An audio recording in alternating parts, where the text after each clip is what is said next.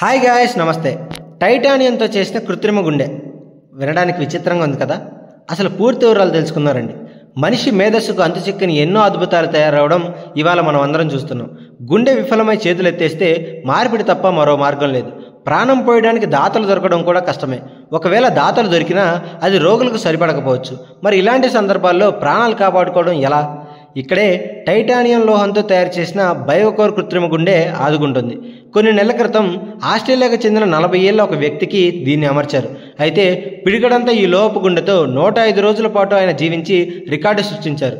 Hospital వెలుపల నెల రోజులకు పైగా జీవించిన వ్యక్తిగా కూడా చరిత్రకెక్కారు. డాక్టర్ల పర్యవేక్షణలో లేకపోయినా ఇది సరిగ్గా పనిచేయడం ఆశ్చర్యాన్ని కలిగించింది. అసలు ఇది ఎలా పనిచేస్తుందంటే, బయోకోర్ విరిగిపోని విధంగా పరిశోధకులు దీన్ని తీర్చిదిద్దారు. ఇందులో అయస్కాంతం ప్రభావంతో తేలే రోటార్ ఒక్కటే కదులుతుంది. ఇతర కఠిన ఉపరితలాలను తాకకుండా 2 గదుల మధ్య తిరుగుతూ నిరంతరం తేలిగ్గా రక్తాన్ని పంప్ చేస్తుంది. 650 గ్రాముల బరువుండే ఈ పరికరం మహిళలు మరియు 12 ఏళ్ల పిల్లల ఛాతీలోనూ ఇమిడిపోతుంది. దీని స్మార్ట్ కంట్రోలర్ పేషెంట్ యొక్క పనులు మరియు శ్రమకు అనుగుణంగా రక్త సరఫరాను నియంత్రిస్తుంది. బయోకోర్ ఇంకా వాణిజ్యపరంగా అందుబాటులోకి రాలేదు, కానీ ప్రయోగ పరీక్షల్లో మంచి ఫలితాలను చూపిస్తున్నందువల్ల త్వరలోనే అందుబాటులోకి రాగలదని భావిస్తున్నారు.